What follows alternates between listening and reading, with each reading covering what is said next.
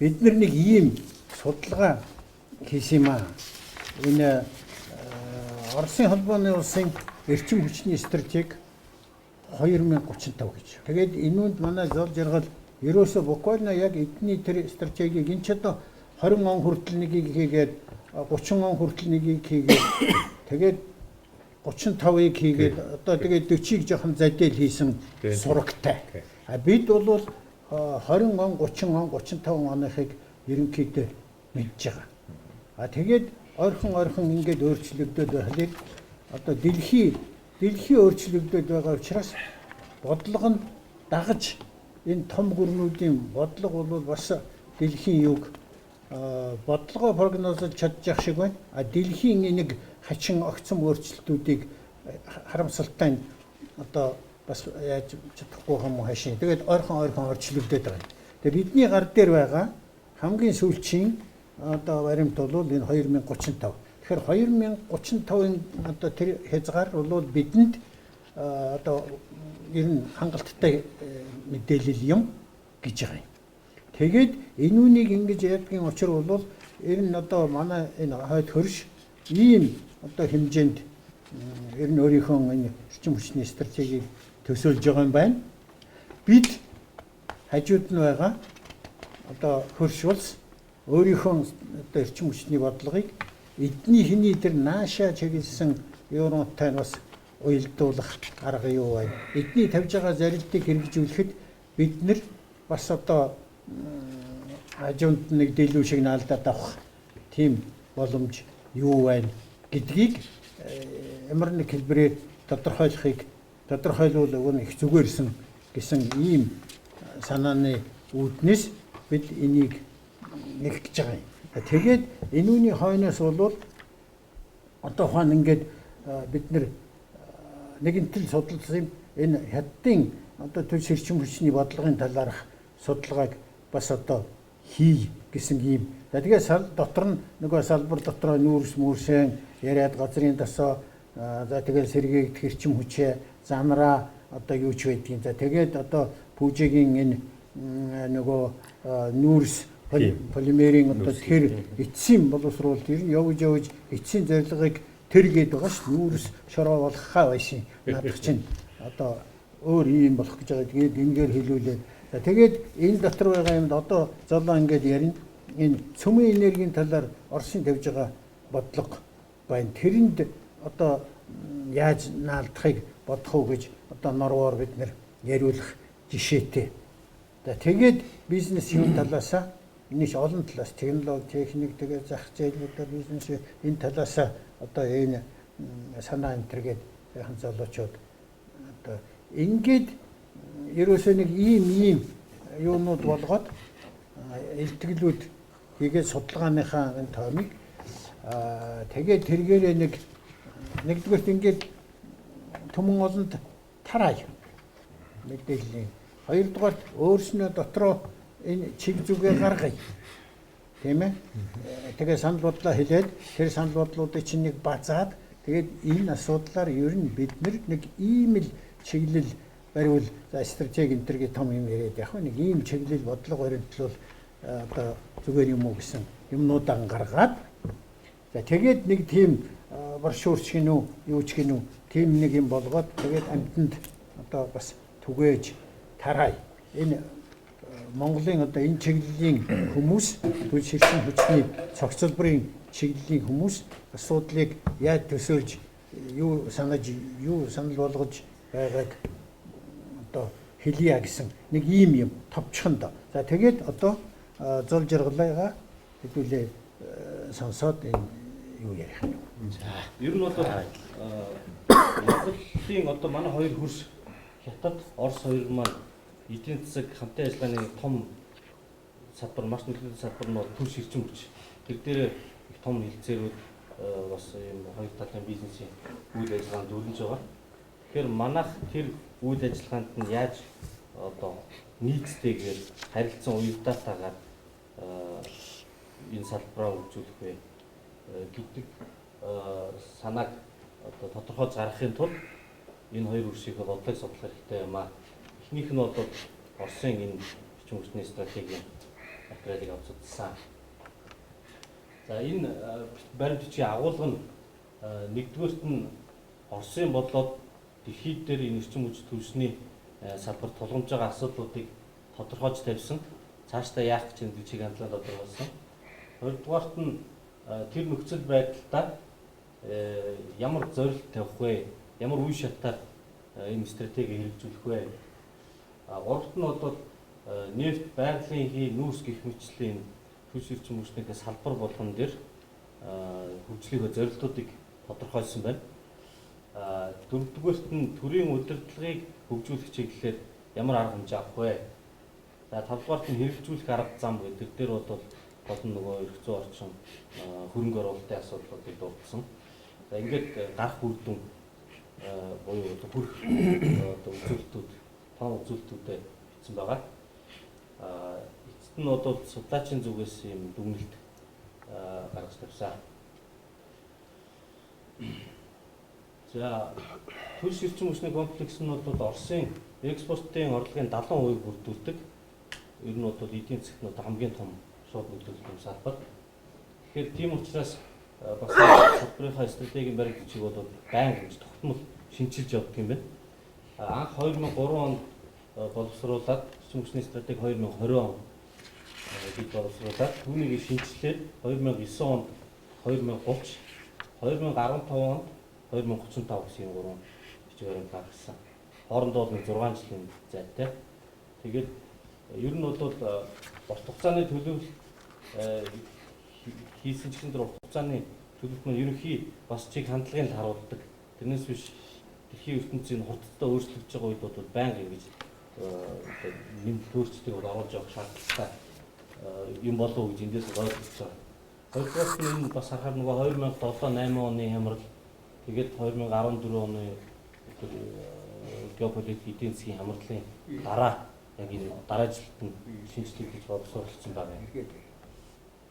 За энэ нь бол тэр эрчим хүчний стратегийн хүрээлэн тэгээд одоо бусад олон хүрээлэнгүүд засгийн газрын дээр судалгаа шинжилгээний төв хамтарч боловсруулсан байна.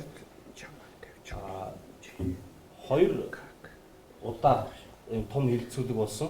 Нэг нь бол 2014 оны 3 дугаар сард, нөгөөх нь 15 оны 10 дугаар сард. Энэ бичиг баримтыг бол бид хоёр ингээд судлаад энэ сүүлийн хамгийн сүүлд өргөн барьсан хувилбар нь болох тэр 2015 оны 10 сард нэгэн төгсөн хувилбар дээр нь товчлол орчуулдаг инфрат бэлдээж тэрийг дахиж товчлоод үзүүлсэн байсан. За түрүүн ярьсан тэр шинжлэх болсон шалтгаан нь өөрсдийнх нь тодорхойлж байгаа бол 14 оноос эхэлсэн геополитикийн хямрал, Оросын эсрэг 20 гаруй хэмжээ, нефтийн үнийн уналт, тэгээд бусад үйл явдлаас болоод дэлхийн хөгжлийн хандлага өөрчлөгдсөн. Түүхийдийн зах зээлд өсөлтөө ширүүлсэн. Тийм учраас өөрчлөх зайлшгүй шаардлагатай болсон гэж үнсэн байна. Италийн бушуу бан танилцуулга дээрээс энэ авсан зургийг харахад бол энд ирсэн дүгнэлт нь бол одоо хуучин бол эрчим хүчний түүхий хүүсвэрийн нефтийн олборлолтын гол төвүүд байсан. Тэр төвүүдийг хяналтандаа авдаг их гүрний бодлого байсан. Нөгөө одоо улсын далайн тээврийг бас хяндаг. Гэтэл сүүлийн үед өөрчлөгдөж байгаа хандлага бол эрчим хүчний нэгдсэн төвлөрсөн их усүр нэгдсэн хяналт биш юм илүү бүс нутгийн жанртай тухайн улс орн өөрийнхөө дотоодын их усүрийг аль болох ашиглах гэсэн. Үгүй ядаж тэр бүс нутгийнхаа их усүр дээр тулгуурласан ийм хандлага явж байгаа. Тэр нь технологийнхоо үүднээс ч тэр эдийн засаг бодлогын үүднээс ч тэр ийм хандлага тавьж байгаа юм байна. За тийм болохоор урдных шиг ингээд олборлож чадчихвэл зардаг тэр хугацаа нь бол өнгөрсөн гэдэг гол санаа нь энэ баримт бичгээр тусгагдсан байгаа. Тэгэхээр тэр дан ганц түүхийд экспорт тулгуурсан загвараасаа олборлолт экспортынхаа тэр үйл ажиллагааны үр ашгийг нэмэгдүүлээ. Дээрээс нь боловсруулах үйлдвэрлэлийг хөгжүүлнэ гэсэн юм холимог загвар руу шилжих зорилтыг тавьсан байна. Тэгээд энэ стратегийнхаа төлөвлөлтийг хоёр хувилбараар авч үзсэн. Нэгдүгээрт нь уламжлалт хувилбар. Тэр нь бол төв үдийн олборлолт болцлон тулгуурласан. Тэгээд Оросын эдийн засгийн яамны баримталж байгаа таамаг дээр үндэслэж одоо юунуудаа прогноз таамаглуудаа гаргасан. Геополитикийн ямар нефтийн хямд үнийг тооцсон нэг юм хувилбар. Зорилттой хувилбар гэдэг нь бол эрчим хүчний дэд бүтцийн бол их эрчимтэй бүтээн байгуулна. Дээрээс нь эрчим хүчний төвүүдийг боловсруулах үйлдвэрлэлийг хөгжүүлнэ. Ингэснээр Оросын нийгэм эдийн засгийн хөгжлийн хүлээлтэнд илүү нийцнэ. Тийм учраас энэ зорилттой хувилбар гэдгийг стратегийн бичвэрүүдийн хот үндсэн хувилбар гэж авч үзсэн байна. Дэлхийн бодоод Оросын энэ салбарын өнөөгийн байдал цаашдын хандлага нь ямар хөө байна вэ гэсэн бүлэг дээр бол эхлээд энэ хэдэн статистикийн тоог товчхон танилцуулъя. Оросын нефтийн олборлолт 2014 он 525 сая тонн гэсэн байгаа. Монголын хэрэгцээг ингээд түүхийн нефт гэж хэмжүүлээд бодох юм бол энэ бол 210 дахин том. Монголын нийт одоо хэлбэр 210 дахин том хэмжээнд явагдаж байна. Байгалийн хийн 639 тэрбум куб метр. Энийг бас яг Улаанбаатараар бодох юм бол 700 Улаанбаатарын хэрэглээ ойролцоогоор гарч ирнэ. За нүүрсний олборлолт нь 249 сая тонн байснаас экспорт нь 121 сая тонныг 14 онд экспортлжээ. Цөмийн эрчим хүчний хувьд бол Америк, Францын дараа дэлхийд 3 дугаарт орд юм байна үйлдвэрлэлээр. Цахилгаан эрчим хүчний үйлдвэрлэл нь 2014 онд 162 тэрбум киловатт цаг үйлдвэрлэсэн байгаа. Экспортод бол 3 тэрбум киловатт цагийг гаргасан гэж хавсралтан дээр дурдсан байсан. Харин яг энэ 14 онд тэгж баг гаргасан байна. Ер нь бол 2008-аас 16 оны хооронд дунджаар 18 тэрбум киловатт цаг эрчим хүчийг экспортлсон гэж байгаа. Тэгээ миний багцаагаар энэ 3 тэрбум киловатт цаг гэдэг нь бол ойролцоогоор нэг бараг тэж 4 өрхүү хэмжээний станцаас гарах эрчим хүчний хэмжээ. Тэгэхээр энд бол 5 тэж 4 хэмжээний эрчим хүчийг экспортлж байгаа юм байна. Цахилгаан эрчим хүчийг. За дотооддоо тулгарч байгаа сорилтууд ба боломжууд гэдгээс нь товч гол асуудлыг авахаар эдийн засгийн өсөлт удаашрсан түүнтэйгээ холбогдоод эрчим хүчний салбарт оруулах хөрөнгө оруулалт нь бол багассан. Дээрээс нь уламжлалт нефтийн олборлолтын одоо гол орлууд нь бол олборлолтын нөхцөл хүндтэй нөгөө дебит гарц багтаа болсон усчлалт хэрэгтэй. Тийм учраас аслагдмал байрлалтай хүнд нөхцөлтэй ордуудыг ашиглах шаардлага бий болж байна. За Оросын хувьд бол энэ технологийн хоцрогдол бол нэлээд ноцтой асуудал болсон гэж дүгнсэн байгаа. Тэгээд гадаадаас их хамаарч байна.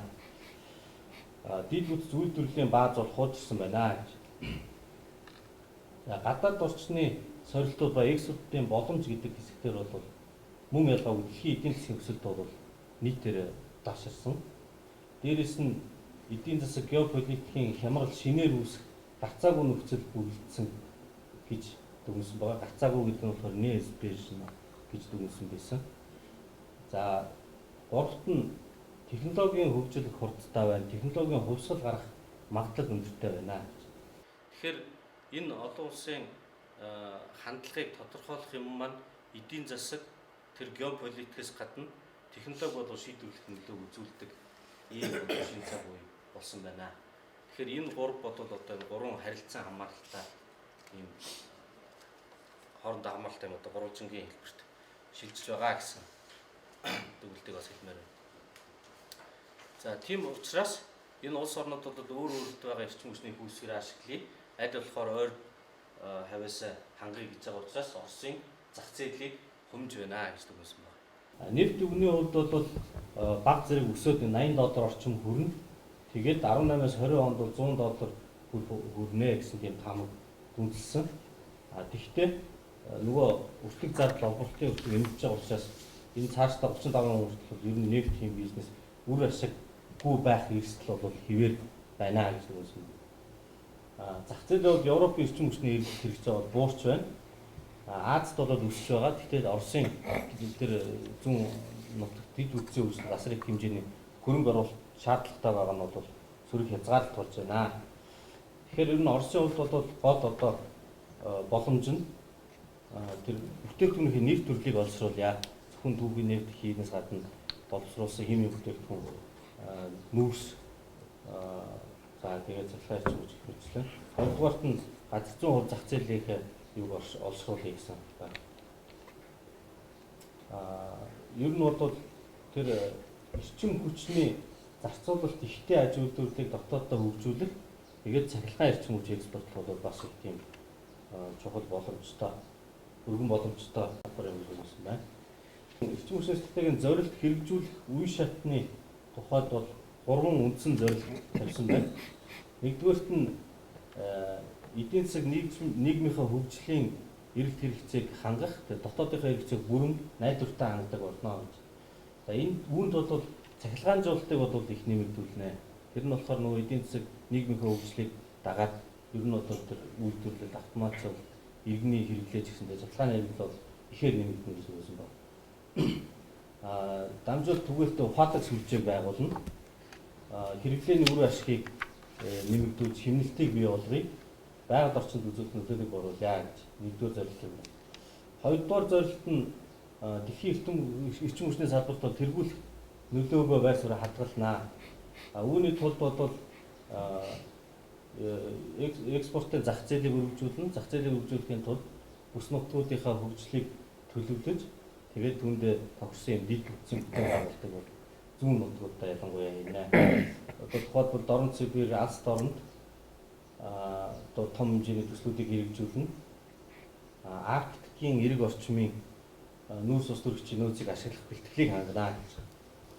За гурав дахь зорилт нь гадаадын технологиос эрчим хүчний салбарын хамаарсан хараат байдлаас гаргана. Оросын төрс эрчим хүчний технологиг дэлхийн зах зээлд өрсөлдөх чадварыг дээшлүүлнэ. Дэлхийн зах зээл түгээн дэлгэрүүлнэ. Эндээ бол яг дотоодын дануу төхөөрөмжийн худалдаа авалтан дээр бол давуу тал олгох бодлого, технологийн зураг төслийн туршилт судалгааны төвүүдийг олноор бий болгоно. Гадаадын хөрөнгө оруулагчтай хамтарч ажиллахдаа Оросын талд технологи мэдлэгийг шилжүүлэх ийм хөрөнгө оруулагчтай хамтарч ажиллахыг илүүд үзнэ гэж. За энэ зорилттой хоёр үе шатаар хэрэгжүүлнэ. Эхний үе шат нь бол 20-с 22 он хүртэл. Энэ үед бол гол нь хямралын улмаас үүсэх хүндрэлтэй энэ үеийг давж гарах гол зорилго. За нэр нь бол нөгөө олон улсын санхүү технологи 20 гаруй хэмжээтэй уялдаа түүний эсрэг зогсох, эрчим хүчнийхээ бүтээгдэхүүнүүдийн нэг төрлийг олсруулах, зах зээлээ олсруулах гэдэг үйл ажиллагаа. Тэгээд хэрэглээний хэмнэлт. Тэгэхээр ер нь бол энэ тогтворжуулах, эрсдлийг бууруулах гэсэн энэ одоо үндсэн үйл ажиллагаа нэгдүгээр шатанд хийгдэнэ. Хоёрдугаар шатанд нь тогтворжуулсныхаа дараа технологийн дэвшлийг ашиглана, төгүүдийг иж бүрэн үр ашигтай ашиглана, шинэ технологиг ашиглана. Ингээд эрчим хүчний салбарыг хөгжлийн шин төвшөнд гаргана. За салбарынхаа дэд салбаруудын хөгжлийн тус бүрт нь хөгжлийн зорилтуудыг нь авч үзсэн байгаа. Тэр үндсэн нь бол одоо нүүрс, хий, нефт, цахилгаан эрчим хүч, цөмийн эрчим хүч, тэгээд бусад гэж ингэж хуваасан байт юм байна. Нефтийн салбарын хувьд бол 8 оноос хойш олборлолт нь 8% өссөн юм байна. Ялангуяа Дорн Сибирь, Якутын ордуудыг ашиглаж эхэлсэн. Тэгээд энэ бүс нутагт бол олборлолт нь 4 дахин нэмэгдсэн. Ер нь Оросын хэмжээнд боловсруулах хүчин чадал нь 23% өссөн байгаа. Европ руу хийж байгаа экспорт нь буураад Аз руу экспортын хэмжээ нь бол 3 дахин өссөн. Энэ Восточный Сибирь, Тихий океан чиглэлийн 1-2 дугаар дамжуулах хоолойнууд ашиглалтанд орсон гэсэн байна. Хятадын Датсан чиглэлийн энэ хоолой мөн баригдаж дууссан. Европ хэсэгтээ бол Балтийн тэнгисийн 2 хоолой ашиглалтанд ороод нөгөө гол зах зээл рүү урагдчихуулсаар дамжуулах өгөх юм боломж нэгцээ. Шинэ ордууд нь бол түрүүс нөгөө олборлолтын нөхцөл хүнд байгаа. Хуучин ордуудыг ашиглахад зардал өндөр байгаа. За дээрээс нь далайн гүн Арктикийн нүүрс ус төрөгч тэгээд занарын нефтийн хайгуул ашиглалтын шаардлагатай технологи бол гадаадаас хамааралтай тэр нь 20 гаруй хэмжээнд хамрагдсан байгаа нь бол юм хүндрэлтэй нөхцөл үүсгэж байна. За цаашдаа яах вэ гэхээр зүүн Сибирь алс дорнодын олон төрлийн найрлагатай түүхийг түшиглэж нефт химийн үйлдвэрлэл хөгжүүлэх тэргүүлэх ач холбогдол өгнө. За ингээд 35 он гэхэд бол нефтийн экспортын хэмжээг 24% өсгөн жилийн олборлтыг бол 525 сая тонноос багагүй буюу 2014 оноос бол аль ч онд баг доош нь оруулахгүй гэсэн гол зорилгоор тавьж байна. Технологиг бол дотоодын тоног хөрөмжийг төлөхөө ашиглая. Аз номхон 7 орнууд руу гарах нефтийн хэмжээг одоо 2 дахин нэмэгдүүлнэ. Зөвлөлт тавьсан байна. Байгалийн хувьд бол мөн ялгаагүй 2008 оноос хойш энэ Ямал Якут Сахалины энэ югаар бол хэд хэдэн ордуудыг шинээр ашиглаж эхэлсэн. Тэгээд байгалийн хий хоолойнуудыг бас барьсан. Тэгсэн хэрнээ олборлолт нь бол 4% буураад, экспорт нь 3% буураад, хоолойн тээвэр нь бол 12%-аар буурсан байна. Ер нь бол дид бүтцийн бэлтгэл ажлуудыг бол нэлээд сайн хийсэн байна. Нэг сонирхолтой нь Кузбасс нүүрсний давхаргын метан олборлол анхны төсөл хэрэгжсэн. Талдинская гэдэг ордод хэрэгжсэн гэсэн. Иркутскийн Ковгтинский ордын хайгуулын өрмийн ажил хийж байгаа гэсэн байна. За дэлхийд зах зээл дээр шингэрүүлсэн нефтийн хийг шингэрүүлсэн байгалийн хийг нэмэгдсэн учраас байгалийн хийн зах зээл бол бас хөрсөлдөө нэмэгдэж байна. Европт бол Оросын хийн эрэлт хэрэгцээ буурсан. Далайн мөн ялгаагүй нөгөө Арктикийн эрэг далайн гүн занарын хийг ашиглах ихээр олон улсын хориг арга хэмжээ, технологийн хориг арга хэмжээ саад болж байна гэж. За тавьсан зорилт нь бол нөгөө зүүн Сибирь алс дорнодын дид бүтцийг бол хөгжүүлнэ. Түүнийг улсын нэгдсэн хий сүлжээтэйгээ холбоно, шинэ ордуудыг ашиглана. Тэр Дорнод Сибирийн ордууд нь их олон төрлийн нэгдэл агуулсан байдаг. Ялангуяа гелийн агуулсан байдаг. Тэгэхээр тэднийг ялгаж ангилах ийм байгалийн гүн боловсрол үйлдвэрүүдийг байгуулна гэсэн байна. Энэ Азийн чиглэл рүү гарах экспортын хэмжээг бол 14-өөс 128 тэрбум куб метр бараг 10 дахин нэмэгдүүлэх зорилт тавьсан. Шингэрүүлсэн байгалийн хийг мөн экспортыг нэмэгдүүлнэ. За тэгээд нийт одоо улсын хэмжээнд олборлолт нь 639-оос 821 буюу 885 тэрбум куб метр хүртэл өсгөнө гэж. Нефт химийн үйлдвэр, нефтегазохимия гэсэн чиглэлд бол 8 оноос хойш энэ химийн үйлдвэрлэл, түүхий эдийн үйлдвэрлэл нь 37% өссөн байна. Тэдгээрийг ашиглаад химийн бүтээгдэхүүн үйлдвэрлэх нь бол 15%, хунцрын үйлдвэр 29%-аар нэмэгдсэн байна. Энэ бол нөгөө ерөнхийдөө дэлхийн хэмжээнд химийн үйлдвэрлэлүүд нь түүхий хуучин өндөр хөгжилтэй орноос түүхийдтэй улс руугаа шилжиж байгаа энэ ерөнхий хандлага бас Оросд ажиглагдаж энэ үйлдвэрүүд них нэмэгдсэн байгаа. Хэд хэдэн том үйлдвэрүүд бол баригдсан байна. Тэгээд 35 он хүртэл бол энэ нефт химийн үйлдвэрлэлийг кластер хэлбэрээр хөгжүүлнэ. Төвд нь бол том хэмжээний боловсруулах үйлдвэр байгуулад хойроод хунцар, каучук, нийлэг материалуудын үйлдвэрүүд тэдгээр тулгуурласан одоо хагас боловсруулсан эцсийн бүтээгдэхүүний үйлдвэрүүд хөгжинэ. Энэ кластерууд нь бол баруун хойд нутгийн, Волгийн, баруун Сибирийн алс дорнодын гэсэн юм болоод төвлөрсөн цэгүүд байрлана. За ингэснээр энэ жишээ авахад бол этилений үйлдвэр 35 он гэхэд 6 дахин нэмэгдэнэ. Энэ хунцрын үйлдвэр 5 дахин нэмэгдэнэ гэж зорилт тавьсан байна. Нүүрсний хувьд 8 оноос хойш олборлолт нь 9% нэмэгдэжээ. Якутийн Илгинский ордыг ашиглаж эхэлсэн. Түүнийг бол байгаль амрын магистралтай төмөр замаар холбосон. За тэгээд энэ байгалийн чандын бас хэд хэдэн ордуудыг ашиглахад бол дид бүтцийг бол төрөөс дэмжиж хөгжүүлнэ гэсэн юм шийдвэр гарсан. Тувагийн Илгинский ордыг ашиглах бэлтгэл эхэлсэн.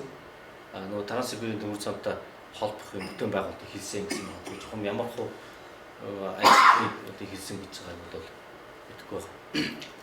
За ингээд амар мужийн бас нүүрсний ордуудын ашиглах төслийг боловсруулж нөгөө олон улсын зах зээлд нүүрсний чанар тавигдах шаардлага сайжирсантай холбогдуулаад баяжуулж байгаа нүүрсний хэмжээ нь бол 1.5 дахин нэмэгдсэн байна.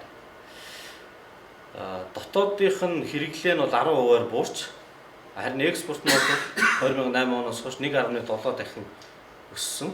Гол зах зээл нь бол Хятад, Энэтхэг, Малайз, тэгээд Азийн бусад орнууд байна гэж. Нүүрсний тээвэр логистикийн чадамж бас дээшилсэн. Ванино, Пасиод, Находка гэдэг энэ зүүн талын портууд энэ бол тэр хойдлох Ленинградын нэг бүдэг порт юм байна лээ. Энэ далайн бомбтуудын нүүрсний терминалын хүчин чадлыг нэмэгдүүлсэн байна. За тавьж байгаа зорилт бол ер нь бол дэлхийн зах зээл дээр нүүрсний эрэлт хэрэгц бол буурч байна. Тэгээд Оросын хувьд бол олборлолтын өртөг өндөр байна. Тээвэрлэлтийн зардал их байна. Тийм болохоор гол одоо сорилт нь болж байна. Тэгвэл бол экспортыг 1.5 дахин нэмэгдүүлэх боломж байна. Энэ бол энэ өсөлтийн 60% нь Азийн зах зээлд гарах экспортоос үрдүүлнэ гэж. Нүүрсний шинээр бий болгох төлөвлөж байгаа энэ гол олборлолтын төвүүд бол одоо энэ хуучин Кузбассаас гадна байгалийн чанд Якут тэгээ Алс дорнод гэсэн юм Монголын хөлийг дагаад Тува ийм нутгууд дээр төвлөрөх юм байна. Тэгээ эндээ бас экспортын зорилгоор нүүрсний цахилгаан станцуудыг байгуулнаа гэж. Төмөр замын тээврийн тарифыг урт хугацаагаар тогтооё. Тэр нөгөө төмөр замын нэвтрүүлэх чадрыг сайжруулъя. Далайн бомбтуудынхаа хүчин чадлыг өргөдөх сайжруулалтыг үргэлжлүүлж хийнэ. Ингэснээр бол улсын хэмжээнд олборлолтыг 445 сая тоннд хүргэнэ. Экспортын хэмжээг бол 206 сая тоннд хүргэнэ. Энэ 206 сая тонн нүүрс нь бол их хвчлэн коксчих нүүрс байна. Тэгээд гол зах зээл нь бол Аз буюу тэр дундаа Хятад байна. Цахилгаан дулааны эрчим хүчний хувьд үйлдвэрлэл нь 2%-аар өссөн байна. 8 оноос хойш хэрэглээ нь 4%-аар, суурилгацсан чадал нь 11%-аар өссөн гэж. Нилээ хэд хэдэн энэ цахилгаан станцууд бол шинээр баригдаад 28 гигаватт ийм суурилгацсан чадал шинээр суурилгацсан. 300 цахилгаан дамжуулах шугам 220 кВт-оос дээш чадалтай байгуулагдсан. Амурская Хэхэ гэдэг чиглэлд энэ юу даваад хилд аваад 500 кВт-ийн шугам ашиглалтанд орсон гэсэн байл. Тэгэхээр энэ бол ерөөсөө цэвэр нөгөө хэмжээний эрчим хүч экспортлох зорилттой шугамаа ашиглалтанд оруулсан байна. За зорилтууд нь гэхээр сүлжээгээ ухаалаг болгоно. Восток системийг эдийн электрик системтэй холбоно. Тарифыг бол зах зээлийн зарчмаар тогтоох бол аажмаар шилжинэ. Төрөөс олгодог татвасыг бууруулна. Ер нь бол үе шаттайгаар тэгээ зогсоох ийм бодлого баримтлаа гэж. Бага хэмжээний 25 мегаватт хүртэлх ийм чадалтай бага хэмжээний станцууд бол төвийн сүлжээнд холбогдоогүй янз бүрийн газруудад бол байршуулна. Энэ нь бол эрчим хүчний аюулгүй байдлыг хангахад бас чухал нөлөөтэй байна гэж үзсэн байна. Евразийн эдийн засгийн холбооны хүрээнд нэгдсэн цахилгаан эрчим хүчний систем бий болгоно гэсэн байна. За тэгээд экспортыг нэмэгдүүлж эрчим хүч цахилгааны экспортыг бол 32-оос 74 тэрбум киловатт цаг хэмжээнд хүргэнэ. За ингээд 35 онд бол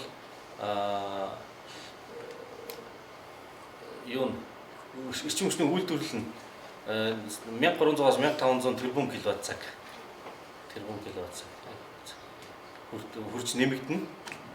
За энэ тээврийн хэрэгслийн бол ахуйн цахилгааны хэрэглээ бол бас өснө гэж. Цөмийн эрчим хүчний хувьд бол 8 оноос хойш атомын станцуудын суурилгацсан чадал нь 9%-аар нэмэгдсэн юм байна. За үйлдвэрлэсэн эрчим хүчний хэмжээ нь болохоор 11% нэмэгдсэн. Тэгээд энэ нөө Оросын атом цахилгаан станцуудын байршлыг харуулсан зураг байгаа. Энэ хэд хэдэн блокуудыг шинээр барьсан.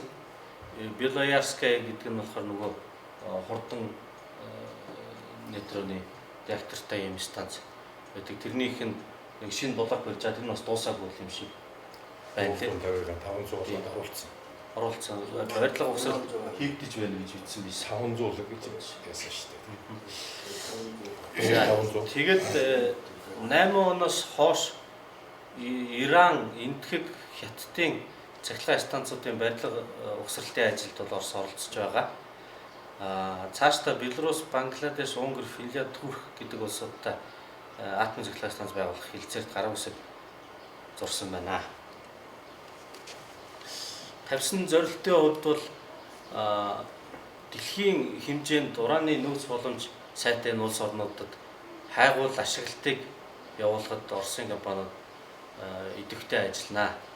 Оросын хувь эзэмшлийн хэмжээг одоо хамтарсан компаниуд байгаа ястод нэмэгдүүлнэ гэсэн байна. Хурдан нейтроны технологиг бол нэвтрүүлье. Ингээд цөмийн эрчим хүчний салбарыг бол технологийн дараагийн шатанд гаргаж тавина. Ашигласан дүршийг дахиж ашиглах цацраг идэвхтэй хаягдлын менежмент тэгээд нухуучсан атом цахилгаан зогсоох гэдэг ийм түвшний битүү циклийн технологиг үйлдвэрлэлд нэвтрүүлнэ гэж. За атом цахилгаан станцуудыг цувралаар үйлдвэрлээд цөмийн эрчим хүчний үйлдвэрлэлийн хэмжээг нэмэгдүүлнэ гэж зорилт тавьсан байна лээ. Энэ цуврал үйлдвэрлэлнүүд бас тэр нөгөө хөвгч цахилгаан станц гэдэг тиймэрхүү төслүүд байт юм. Сирений гэдэг үг нь би цуврал гэж орчуулсан. Тийм одоо модулны байдлаар бол тий лаг дунд хэмжээний станцуудыг олноор марна гэсэн. За тэгээд Оросын цөмийн технологийн экспортын чадамжийг сайжруулна. Технологи экспортлон дээрээс нь атомын цахилгаан станцаас үйлдвэрлэсэн цахилгаан эрчим хүчийг экспортлоно.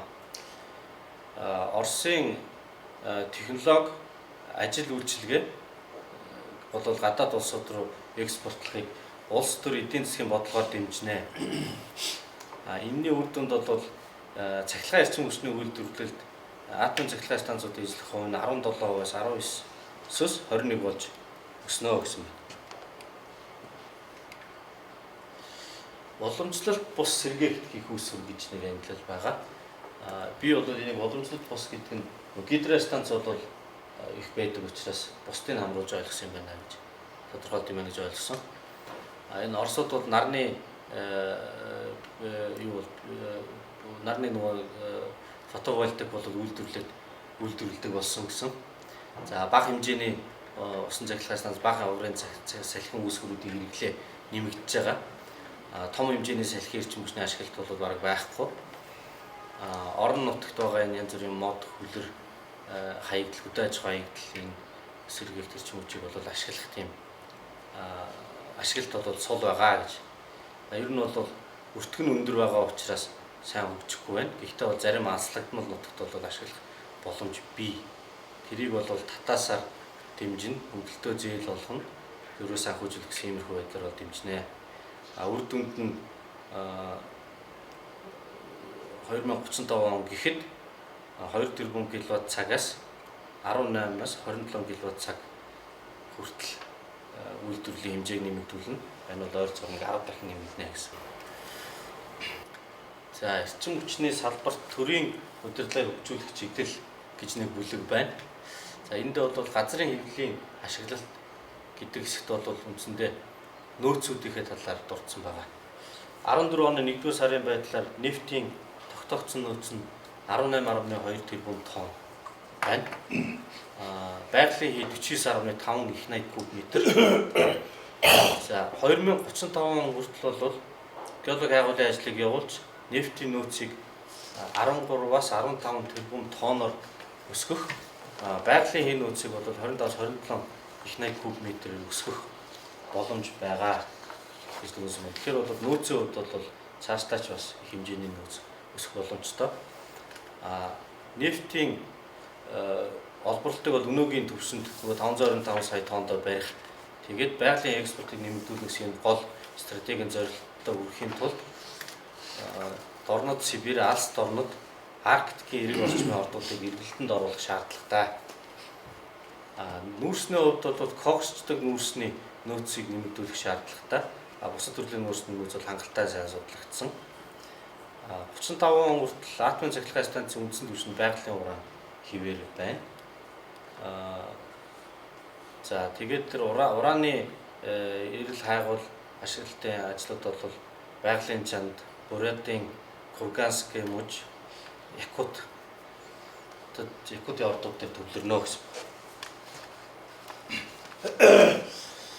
Эрчим хүчний хэмнэлттэй зарцуулалтын хувьд бол дэлхийн дунджаас Орос 1.2-оос 2 дахин хоцорсон.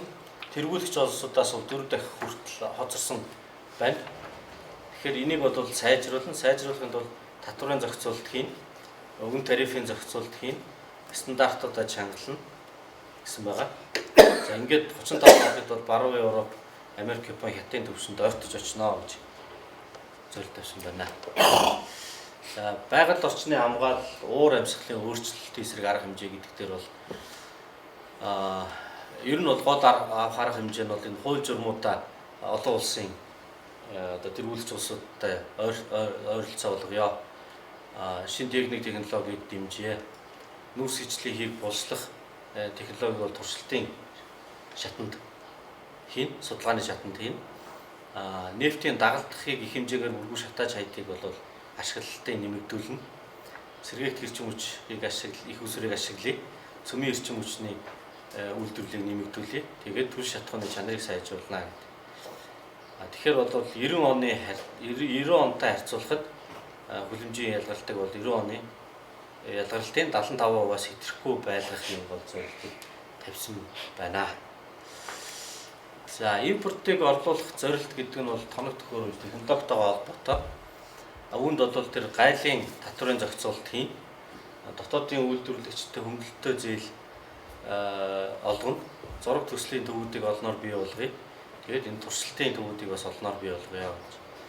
Ингэснээр бол гадаадын технологиос хамаарлаа бууруулад 35 он гэхэд нийт технологи тоног төхөөрөмжийн 85%-ийг дотоодоос нийлүүлдэг болно гэж зорилт тавьсан байна. За шинжлэх ухаан инновацийн чиглэлээр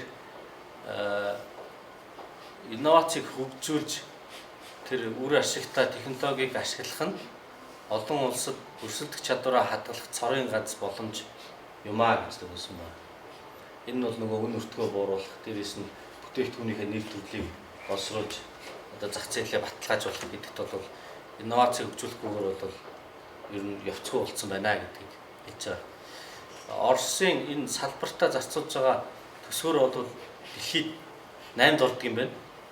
Орос нийт Оросын инновацийн төсөв нь тэгээд гэхдээ өндөр технологийн бүтээгдэхүүн экспортоор бол 28-д орж байгаа. Энэ нийт хөрөнгөхийн 80-аас 88% төрөөс гаргадаг. Хувийн сектор жижиг дунд үйлдвэрээс бол бараг энэ ус хөрөнгө зардаггүй гэж. Тэгэхээр зарж байгаа хөрөнгөнд бол их боловч үр ашиг нь бол бага байна гэж тодорхойлсон байна. За энэ эрчим хүчний технологийн чиг хандлага ер нь хаашаа яваад байна гэдгийг судалдаг үндэсний систем гэдэг нь бол Минералч институт олон салбарын хооронд тогтолцоог бий болгоно. Судалгааны төвүүдийг байгуулна.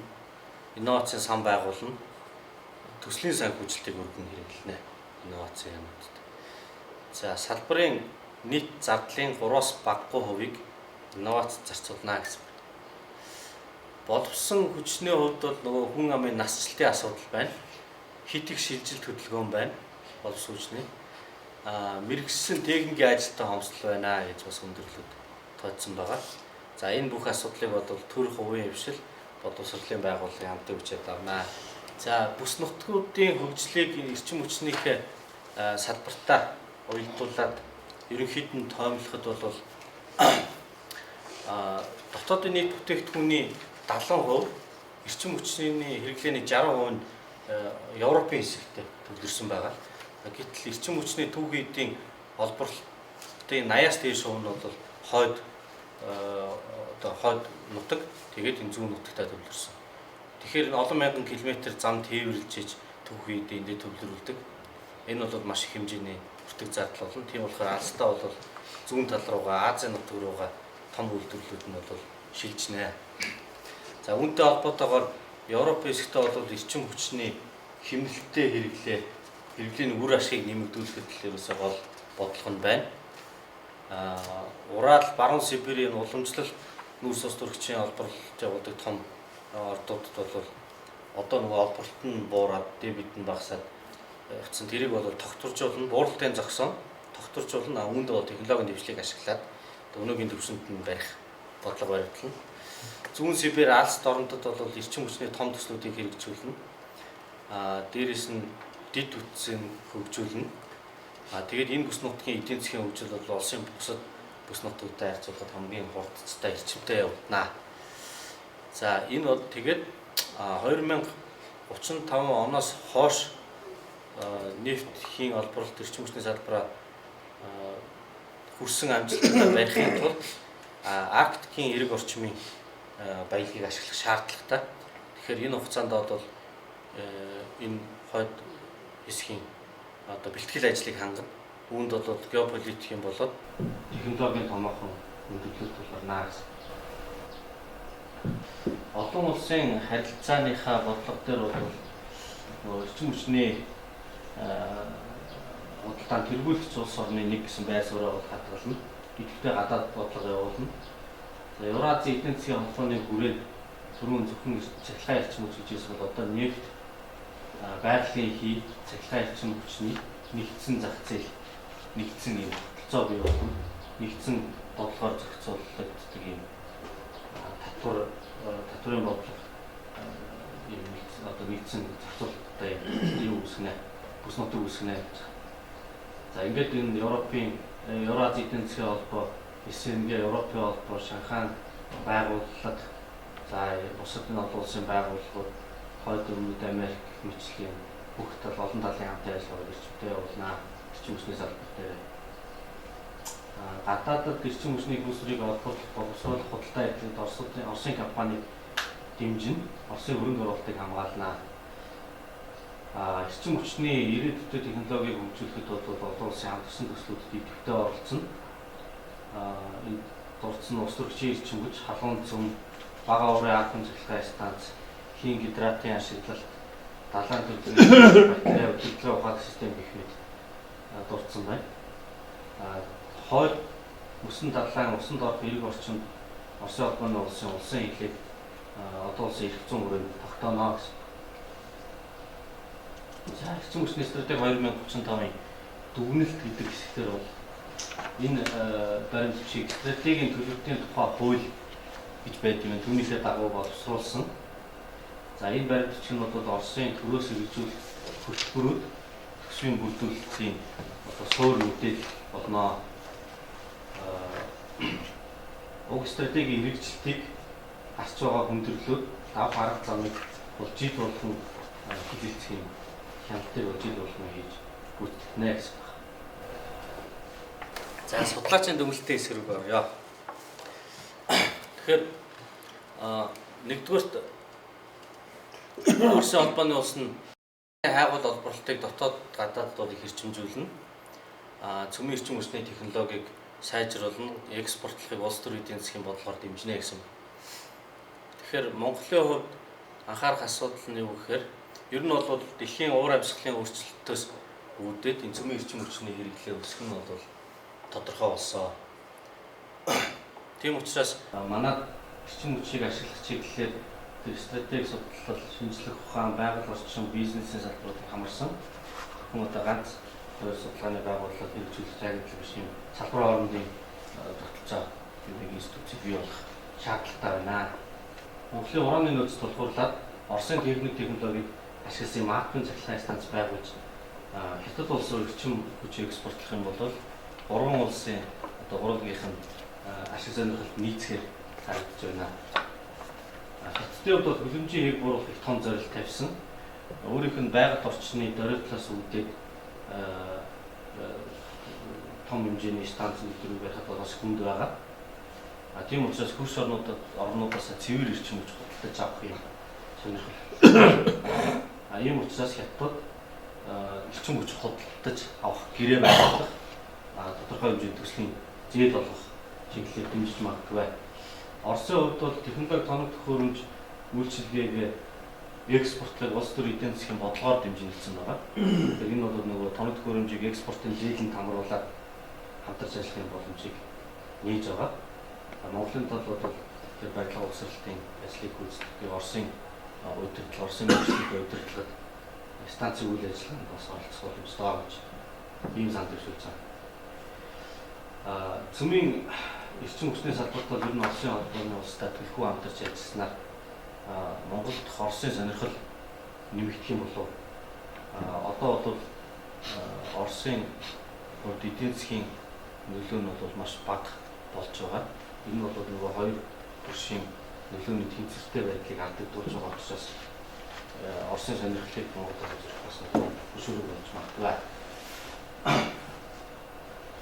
За, хоёрдугаарт нь Оросын нүүрсний экспорт болоод их нэмэгдэж байгаа.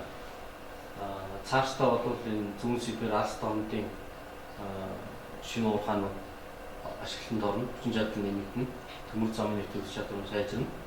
Тэгэхээр Оросын нөлөө бол улам их болно.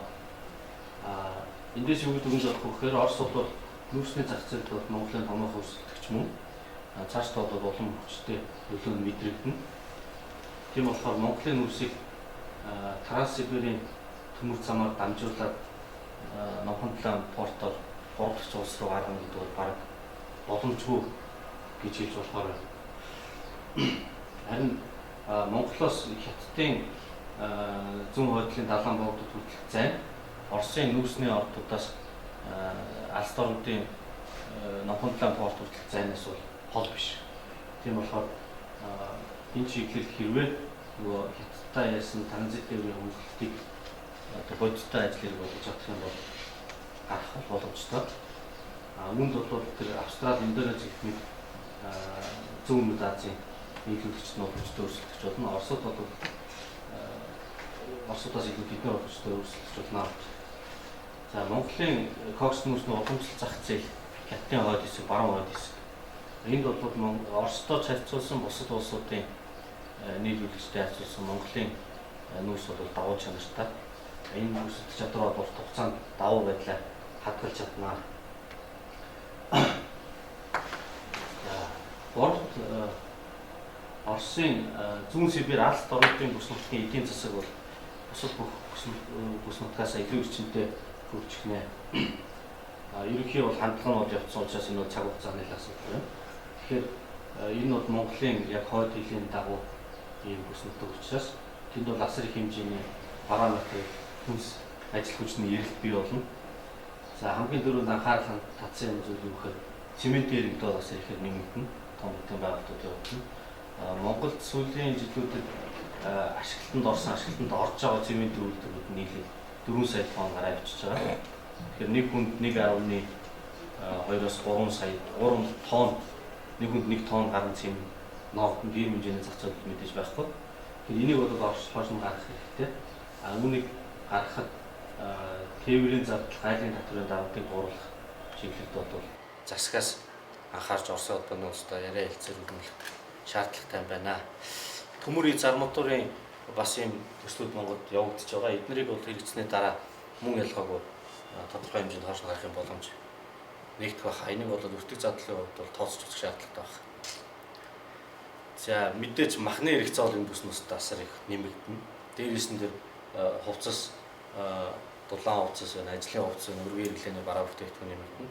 Үүнийг дагаад Монголын эдийн засагт бол бас хэмжээгээр хүчтэй нөлөө үзүүлж, эерэг нөлөө үзүүлж болцсохгүй. Яг нөгөө бас ялгаагүй худалдааны хамаг одоо бараа хэрэглэлт юм нь уршаага чиглэлсэн байгаа учраас Алс дорн төвчснөрөө Монгол нөгөө тэнцвэртэй байдлаа бас илгээр нөлөөлөх юм байна гэж хэмжээд Орос Хятадын хооронд байгалийн нефт дамжуулах болоод Монголоор дамжуулах талаар бол дурдсан асуудал байхгүй байна. Энэ нефтийн хоолойноос гадна бас цахилгаан эрчим хүч дамжуулах шугамыг Орос Хятадын хооронд Монголоор дайруулах гэсэн тийм санаачлал байдаг. үүнийг бол цааш нь үргэлжлүүлж бас баталгаажуул эрчимтэй яриа хэлцээр үргэлжлүүлэх шаардлагатай. Харин зөвхөн Монгол, Оросоос Монгол руу нефт байгалийн хоолой тавья гэсэн юм санаачлал бас байдаг юм байна.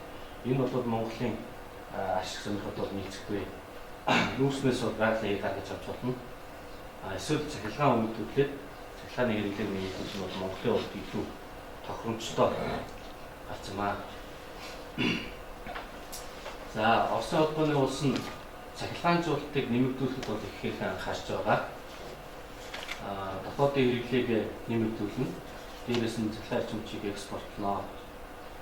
Тэгэхээр энэ чиг хандлага бол Монголын хувьд бас анхаарах шаардлагатай. Монголд үйлдвэрлэх нүүрснээс гаргаж авах эрчим хүч бол харьцангуй хямд айлч улс оронтой харьцуулахад Улаанбаатарын түгээх сүлжээг өргөтгөхөд хүчин чадлыг нэмэгдүүлэх замаар гэр орол цахилгаан халаалтгүй ашиглах нь бол утааг бууруулах, богино хугацаанд хийх хөрөнгө оруулалт багтаа юм арга зам. Цахилгаан машин, цахилгаан автобус үйлдвэрлэл бас Монголд эхлээд байгаа. Тэгээ галт тэрэгний цахилгаан зүтгүүр, уул уурхайн цахилгаан экскаватор, өрмийн цахилгаан машин гэх мэтлэн импортоор авдаг шатхуун түлшээр биш. Нүүрснээс гараад авсан хямдхан цахилгаанаар ажилтдаг ийм тоног төхөөрөмжийн хэрэглээг бол нэмэгдүүлэх, дотооддоо үйлдвэрлэх тэрийг бодлогоор дэмжих юм шаардлага байна. За, бас нэг хэлхийг хүссэн зүйл юу гэхээр үндэсний соёлын бие даасан энэ үндэсний соёлын бие даасан Оросууд талаас нь авч үзэх юм бол боломжит нүүдлийн аж ахуйн ахуйн орчин сайжруулах юм зайлшгүй шаардлага байгаа. Энэ уламжлалт ахуйн орчинд сайжруулахад эрчим хүчний технологи бол маш чухал. Эрчим хүчний бие даасан үйлдвэрлэлийн технологи дотооддоо үзүүлээд ер нь зөвхөн жижигхэн нарны материал бас хэрэгцээг бүрэн хангахаар ийм технологиг хөгжүүлэх нь бол Монголын онцлогтой эрчим хүчний аюулгүй байдлыг хангахад шийдвэрлэх нөлөөтэй үзэж байгаа. Тавдугаарт нь зүүн Сибирь, Аз Домдын бүс нутагт нефт, химийн кластеруудыг хөгжүүлнэ гэж заасан. Үүнийг тойроод бол тэр хуанцар, каучук, нийлэг материалын юм үйлдвэрлэл хөгжим. Тэгэхээр Монголын хувьд ч ялгаагүй энэ олон улсын хандлагаас хоцролгүйгээр нүүрснээс химийн бүтээгдэхүүн, нийлэг материал үйлдвэрлэн экспортлох нь бол чухал байна. Энэ тал дээр шийдвэртэй арга хэмжээ, зорилттой арга хэмжээ авах шаардлагатай. Нүүрс химийн үйлдвэрлэл нь нефт хий боловсруулах үйлдвэрээс өртөг зардлын хувьд өндөр, хөрөнгө оруулалт ихтэй, эдийн засгийн үр ашиг багатай харьцангуй. Тийм учраас тэр зөрүүтэй байдлыг нөхөхийн тулд зайлшгүй татврын ийм дэмжлэг, татврын хөнгөлөлтийг бол зоригтой үзүүлэх шаардлагатай байгаамаа. Ингэх юм бол хөрөнгө оруулалтыг татахад одоо боломж нэгдэж ирнэ. За ингэснээр тэр богино хугацаанд үзүүлэх татврын хөнгөлөлтийн оронд Монголын ямар ч хэрэгцээгүй асар их хэмжээний нүүрсийг урт хугацаанд 50 жил, 100 жил магадгүй түүнээс хойш хөгжих нь хөгжлийн суурийг тавина. Тийм учраас энийг бол зоригтой татврын бодлогоор дэмжих шаардлага байна гэж. За, орчин үеийн технологи амьдралд ихээр нэвтэрч байгаатай холбоотойгоор улс орнуудын материал болон эрчим хүчний түүхийдээс хамаарал нь буурч байна.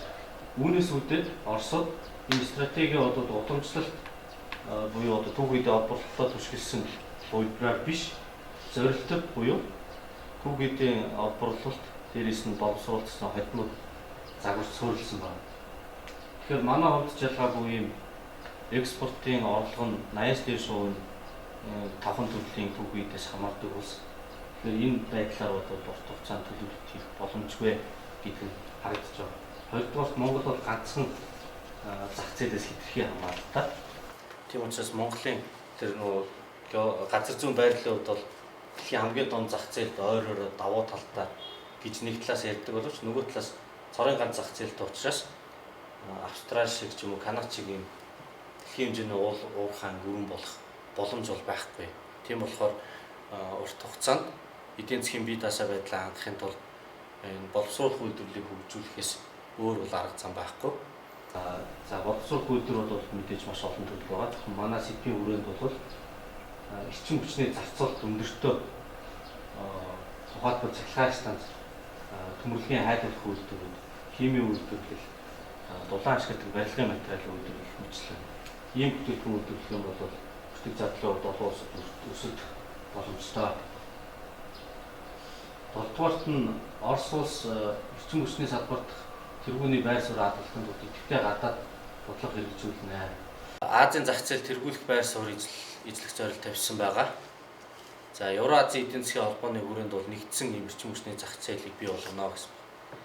Тэгэхээр манай хувьд энэ Евразийн эдийн засгийн холбоотой ямар байдлаар хамтарч ажиллах юм, хэрхэн үр ашигтай хамтарч ажиллах талаар бол үргэлжлүүлэн тогтмол судлах шаардлагатай нь бол мэдээж байна. Дээрээс нь энэ Евразийн интеграцид бол Хятад, Орос, Монголын эдийн засгийн коридороор дамжуулан оролцох юм боломж байгаа. Алс дорнд зүүн Сибирийн хөгжлийг судлах нь бол Монгол улс зүүн хойд Азийн бүс нутагт үр ашигтайгаар хамтарч ажиллахад ихэнх ач холбогдолтой. Монголын нутаг дээр цөмийн эрчим хүчийг хамтарч ашиглах нь Оросын сонирхолд нийцтэй байхаар энэ эрчим хүчний стратеги гэсэн документээс баримтаас бол харагдаж байгаа. Харин бусад эрчим хүчний их үүсвэрийг хамтарч ашиглах тухайд бол нийтлэг ашиг сонирхол төдийлөн харагдахгүй байна. Орос улс технологийн хувьд гадаадаас хамаарсан байдлаа бол бууруулна. Тоног төхөөрөмж, мэрэгжлийн үйлчлэгийг экспортлох зорилго тавьсан. Энэ бол бүр Оросын эрчим хүчний салбарын өрсөлдөх чадварыг одоо сайжруулах цорын ганц боломж гэж үзсэн байна. Тэгэхээр ийм чухал ач холбогдол өгж байгаа учраас тэр нь Оросын технологи тоног төхөөрөмжийг Монголд оруулж ирэхдээ төрийнхэн дэмжлэгтэй экспортын зээлээр худалдаж авах боломж илүү их нэмэгдэнэ. Манай хувьд дулааны цахилгаан станц, дамжуулах шугам бусад эрчим хүчний байгууллагууд Оросын тоног төхөөрөмжийг бол ашиглах туршлагатай. Бүгдөө бол аваад болох ба. Оросын тэр инновац зарцуулж байгаа мөнгө нь дэлхийд дээгүүрт орж байгаа юм инновацлог биш эрчим хүчний салбар. Тэр энэ бол төсөв багтаа биш. Төрөөс явуулж байгаа инновацийн менежмент муу байна гэж эрчим хүчний стратеги дүгнсэн байгаа. Монголд ч бас үнийг бол анхаарал тавьж юм асуудал хаа. Дөрөв хэлсэн өнөө цагт бол улсын нөхцөл байдал улс төрийн эдийн засгаас гадна технологийн нөлөө маш хүчтэй болсон. Эдийн засгийн хувьд жижигхэн ч гэсэндээ технологи сайтай ийм жижиг үндэстэн ч гэсэн бас бий дайсан байх боломжтой болж байгаа. Тийм учраас Монгол өөрт тохирсон технологийн хөгжлийг чимдээ явуулах шаардлагатай байна. Ялангуяа эрчим хүч, материал судлал, роботын гурван чиглэлээр хүн ам багтаа тэгээд нүүдлийн уламжлалт, аж ахуйн орны хувьд бол их тийм ач холбогдолтой чиглэлүүд юм аа. За эцэст нь эрчим хүчний үйлдвэрлэл бол Оросын холбооны ус нэмэгдүүлнэ. Гэхдээ хүлэмжийн хийм ялгарлтыг бол өнөөгийн төвшөнтэй ойролцоо байна гэж төлөвлөсөн. Яаж энэ зорилттой хүрэх вэ гэхээр нэгдүгээр цөмийн эрчим хүчний хэрэглээг нэмэгдүүлнэ. Хоёрдугаарт нь усан цахилгаан станцууд шинээр барина. Гуравдугаарт нь эрчим хүчний хэмнэлттэй хэрэглээ байна. Монголын хувьд бол бас их яригддаг сэдв. Хүлэмжийн ялгарлтыг бууруулах бол мэдээж анхаарах шаардлагатай. Гэхдээ үүнээс болж аж үйлдвэрийн хөгжлөө бол удаашруулж болохгүй. Монголын ялгаруулж байгаа хүлэмжийг Хятад, Оростой харьцуулахад маш бага. Нарны хажууд дэлхийд тавхаар хүлэмжийн ажил шар удаа гэдэг шиг тийм одоо зураг бол харагдана. Тийм учраас манай улсын хувьд бол суур үйлдвэрлэлээ хөгжүүлэх нь илүү их тулгамдсан асуудал юм аа. За анхаарал тавьж баярлалаа. Та бүхэндээ энэ презентац тэгээд текст хэлбэрээр реферат бичсэн. Тэрийг мэйлээр хөрвүүлнэ. Энэ мэйлээрээ болно. За баярлалаа. Ярьж байгаа юмнаас ингээд сонсоход бол зөвчм дуугарчл байна. Хүлээж авахд эргэлзээ тэшм эргэдчил байна. Тэгвэл одоо цементийн экспортын тэгээд тэр мах дулаан утасны экспортыг нэгдүүлэх асуудал зүйтэй байх юм байна. Манайх ч нэг цементийн завод нэг дуурайгаад Монгол хөл нэгэн дуурайх бол ам ордог учраас нэгэн дуурайгаад бахан цементийн үйлдвэр байгуулсан. Тэр хүчин чадал зүйтэй. Одоо алс тарамтай явах юм бол зам тээврээс өсвөлээд тэр цементийн хэрэгцээ бол маш их гарна. Тэгээд цементийн экспорт одоо тэгээд энэ юуны төмрийн экспорт хэрэг төмөр ингэж их яаж байгаа шиг их юу яах одоо 100 нөгөө нэг 100 мянгаас цааш гараад сая хүргээд энэ төр яах юм бол орхоно манай зах зээл бол жоох шүү дээ. Ханч учраас тэр цементийн экспорт, тамбын экспорт, мах дулаан авцсны экспорт энэ төр бол зүтэлтэй.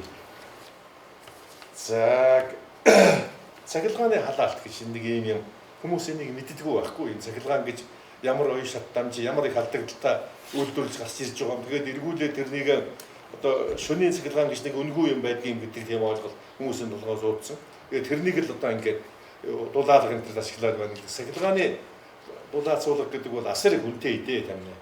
Оросууд энэ алс орнотод том голуудаар том усан цахилгаан станц байгуулчаад тэгээд энийхэн юуг ашиглахын тулд цахилгааныг ашиглахын нэг хэсэг бол яг одоо цахилгаан халаалт дээр хэрэгжилж ирсэн.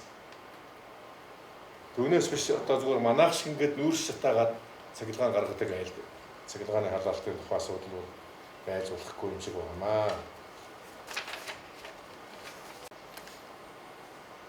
Асуудал хамтарч хятадын зах зээл цахилгааны зах зээл дээр гарах асуудал бол бидний хувьд чухал. Асуудал хамтармаар байгаа юм л да зүгээр одоо Орос чинь хятадчийн цахилгааны тоног төхөөрөмжийн техник технологи бол Оросыг бүр хоол хайж гисэн шүү дээ. Барууны хамгийн шилдэг компаниудтай хамтраад юм уу бидний лиценз зөвлөлдөр байгуулад дотоодынхаа зах зээл дээр хэдэн 10% хямд орлуулдаг. Тэгээд бас дээр нь манайтай адилхан цахилгаан шугам байгууллагын станц байгууллагын бол газрын үнгүй чөлөөлөлгүй маш хямд чөлөөлөлд өгчдөг. Хятадын ажиллах хүч хямд учраас өнөөдөр хятад дэлхийн цахилгаан станц байгуулахад нэгжийн хөрөнгө оруулалтанд дэлхийн тэр баримжаа ундарч өнөөс 2-5 дахин хямд байдаг. Оросууд бол тэрнээс үнэтэй. Тийм учраас Оросуудтай одоо зүгээр Оросууд бол хятадын зах зээл дээр сонирхол бий л дээ. Гэхдээ энэ чинь нэг үе Путин энэ төр очоод хятад жилдээ 60 гаруй тэрбум гэл цахилгаан экспортлын энэ төр хэлчихсэн талбай таг чимээг болчихсон. Гэхдээ одоо тэр дорнотын систем, восточный систем гэдгээс нэг чохоо юм гаргадаг юм инлээ. Тэгээд манайд ч одоо нүүрсний давхаргын хийгч нэг лутын байдаг шүү дээ. Нэгж байгаа шүү дээ. Өнөөгийн байдлаар үндсэндээ наадсах нь 20 их 80 шометроос баггүй хий байна гэдэг одоо батлагчсан баг гэж хэлж болохоор байгаа. Яндагом тэнд ажиллаж байгаа байхгүй. Хятад ороод ирчихсэн байхыг бодоход хятад ороод ирсэн одоо энэ хайгуулыг нь түргэн хий энэ нөө центрийг нь баталгаажуулъя турбаа хоолой тавья гэдэг ингээд байхыг бодоход бол бид энэ нэлээ юу юм гэж бодоод байгаа. Тийм нүүрсний метаныг л одоо нүүрсний метаныг энэ ч одоо тэр 25-30 их 80 гэж яриад байгаа. Тэгэл одоо тэр бол одоохондоо прогноз судлаач сайн яагаагүй. Тийм ээ. Нэр нь ирээдүйд. Энэ бол одоо тэр нүүрсний давхаргын метан гэж байх юм бол одоо энэ утаа униар ууруулах за тэгэл одоо энэ усан цахилгаан станцын асуудал бол хоош хаягдана. Тэрүүгээр маш богино хугацаанд маш хэлбэрээр шийдэж болох байхгүй юу? Одоо байгалийн хийхдээ Оросд хүртэл тэрлээ ороод ирсэн. Күс бас тэр их сонирхолтой юм. Тэр маш их сонирхолтой. Оросд бас тоож байна тэр. Америк, Канадад л энэ чинь нэлээд мэдүүши. Өнөөдрийн биднээс ярилцлагын цаашдаа гэсэн юм. Эцэг мөчний чи одоо нэг нүүрснийхэн төрөнд Аз руу ингээд холбогддог байхгүй юу? За харин дээр хөл батгүй сайн байх үед бас жоохон холбогдож таалгүй. Тэрнээс хойш ихэд сэв орон задрын холбогдохгүй болчиход. Тэгэд энэ дээр бол энийг эцэг мөчний одоо хөгжлийн шатвар нефт байгаад хийгээд энэ хэд юм бэ? Тэвийн энэ хэдийг нэгтэж ярих гэдэг байна. Энээс гадсан байгалийн хэн Монголд байхгүй нөөц ойлгохтой.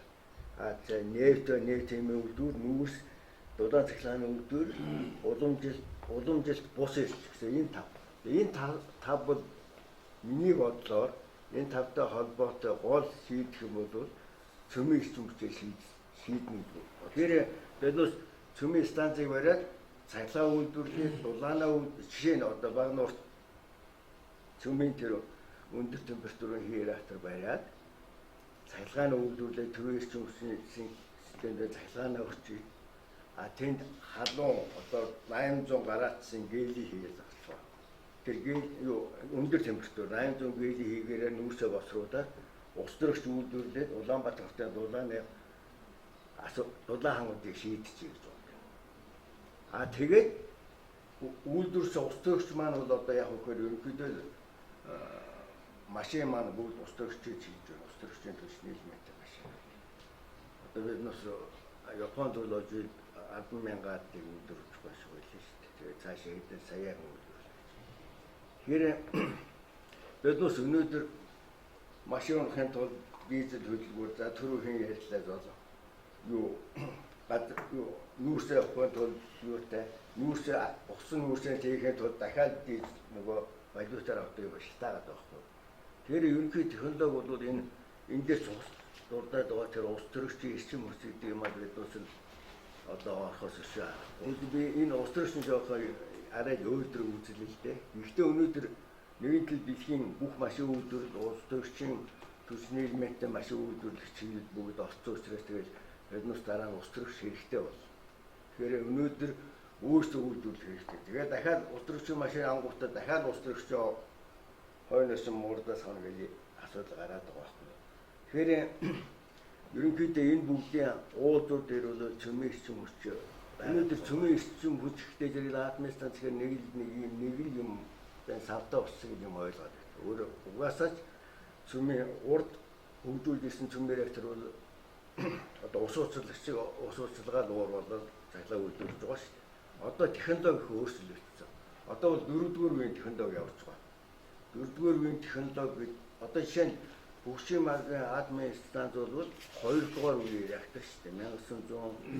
1974 онд байгуулагдсан.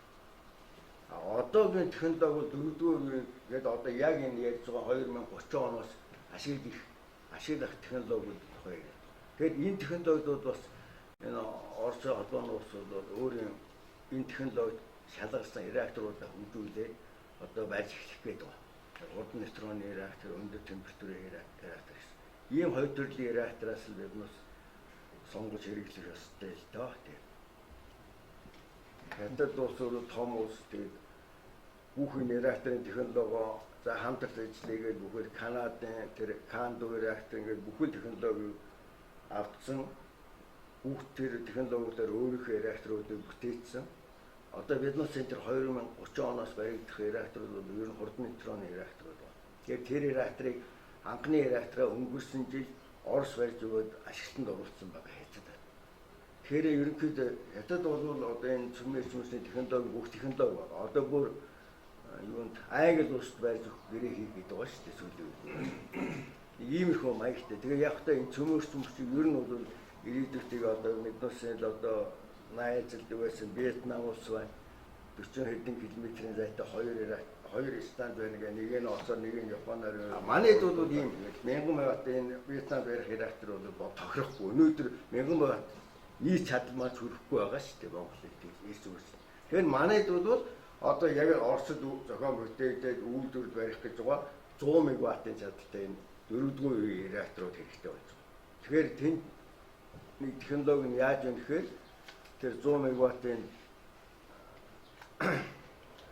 хар туулга висмөг төрөлтэй хурдан нейтроны реактор гэж зохион бүтээсэн. Тэгээд тэр реактор бол одоо энэ жилээс тэр Димитрий гараад барьж эхлэх гээд байгаа юм л да. Жишээ нь энэ реактор нь юугаар одоо онцлог вэ гэхээр түүний реакторын голомт нөгөө цөмийн түүш гэж юм байна. Тэр нь хавд реактортойгоо ирээд энэ манай 8 жил ажиллаад тэгээ буцаагаа нөгөөх нь богоноор ачаа өгчөөд оронд нь шин түүш шаа. Өөрөөр хэлбэл одоо биднээс айгаад байгаа нөгөө цацраг ихтэй хайдл гэж юм гарахгүй. Тэгээ нөгөө ашигласан төлсөн буцаагаа явуулдаг оронд нь шин 8 жилээс олждаг ийм технологи төр их нарийн юм байгаа л таа тийм. Бусад одоо жишээ нь одоо үйлдвэрлэж байгаа нь даралтай тустай реакторыг өмнөд Солонгост үйлдвэрлэж байна. Одоо 100 мегаваттын смарт гэдэг реактор. За тэрийг жишээ нь манай 100 мегаваттын чадлаа бас авъя гэхдээ зэрэг дахиад 2 жилийн дараа түлшин гарна реактор дээр 5 жил хадгалсан дахиад буцаагаад соёлох ингээл асуудал гараад байгаа. Тэгэхээр энэ технологиуд нэлээ гайгүй хөгжиж учраас бас одоо бид бас цөмийн эрчим хүчээр бас яриад байгаа юм инээлтэй. Яагаад тэгэхээр ерөнхийдөө цөмийн эрчим хүч бол Чинүүлийн Ослоос хойш ерөөсөө 2-3 станц баригдсан шүү дээ. Түүнээс биш ерөөсөө баригд. Энэ хооронд энэ 30 жил юу хийсэн гэхээр энэ дэлхийн тэргүүлэх бүх компаниуд жишээ нь Японы Toshiba, Mitsubishi, Hitachi гэх ингээд өөр реакторыг бүтээсэн. Тэгээ ерөнхий реакторын чадал бол одоо Монголч их нөгөө тэнгэрлэг заяатаа улс гэж байгаа шүү дээ. Тэгэхээр энэ аюулгүй байгалийн аюулгүй байдал нь байгалийн хуулиар аюулгүй байдлыг хангадаг ийм реакторын чадал бол 600 мегаваттаас их байж болохгүй гэсэн дүгнэлт гарсан.